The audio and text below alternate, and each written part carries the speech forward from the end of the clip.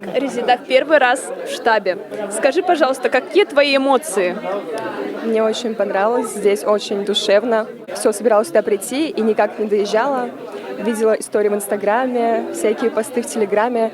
И каждый раз хотела прийти. Вот сегодня именно тот день, когда я наконец-то пришла. Тут очень хорошие люди, все прекрасно. Мне очень понравилось, я приду еще раз. Спасибо вам. Сабина, салям. Салям. Как тебе штаб татар? Впечатляюще, на самом деле. Не ожидали столько эмоций в первый же день. Как узнала про штаб? Приходили знакомые, нашла страничку в Инстаграме и решили прийти в первый день без поддержки друзей. С кем пришла? С мужем. Будешь рекомендовать кому-нибудь еще знакомым? Буду рекомендовать всем знакомым татаркам, потому что если бы я знала, как сюда приходят парни, как я поняла, в поисках невест, то это прям то место для девочек. Итак, Луиза, совсем недавно прошел Новый год. Скажи, пожалуйста, с кем ты его отмечала, как ты его отмечала? Айша, приветствую. И приветствую всех наших друзей штаба «Татар и Башкир» Москвы. Что хочу сказать. Всех поздравляю с Новым годом, с наступившим. И желаю так же, как вот я в этом году его встретила с близкими друзьями, почаще видеться в этом году с близкими, больше уделять времени себе. Я провела шикарно новогодние каникулы с друзьями. Мы сначала отметили в центре города Москвы, да, прям в центре. Потом на следующий день была дача, была баня, снежки, стрельба. Ладно, отпустим это тоже. Вот. И я желаю, чтобы в этом году вы чаще давали себе отдохнуть, чаще уделяли время себе, своим близким, побольше времени проводили за семейным столом, организовывали эти все ели очпучмаки, зурбалеши. Вот плов, как у нас всегда нас угощает штаб. Вот. Ну, чтобы всегда в нашем доме был уют. Вот, что я хочу сказать. И скажи, пожалуйста, топ-3 блюда, которые должны быть на твоем новогоднем столе. Так, суп с курицей, с лапшой. Потом, если это Новый год, конечно же, оливье. Мы в России живем, это наш любимый салат. Потом в штабе это, конечно, плов, мы его тоже любим. Но в основном, если это наша башкирско-татарская семья, то это в основном обязательно выпечка, зурбалеш, пирог с картофелем и с мясом, с луком и с бульоном.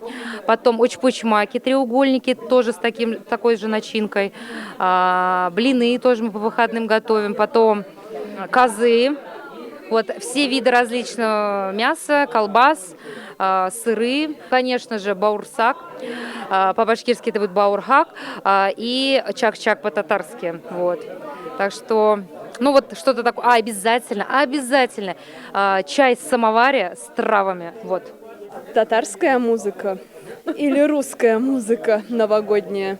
Конечно же, татарская музыка, плясовая, это и какие-то лирические песни, обязательно, желательно под баян, гитару, аккордеон, вот, обязательно, всей семьей встаем, поем обязательно, поели, а потом обязательно танцевать под татарскую музыку. Я выросла в семье, где были моими соседями и русские, и вообще все национальности, и мы всегда и очень так дружелюбно отмечали все праздники общие. Они отмечали наши мусульманские праздники, мы отмечали их русские православные, даже ту же Пасху.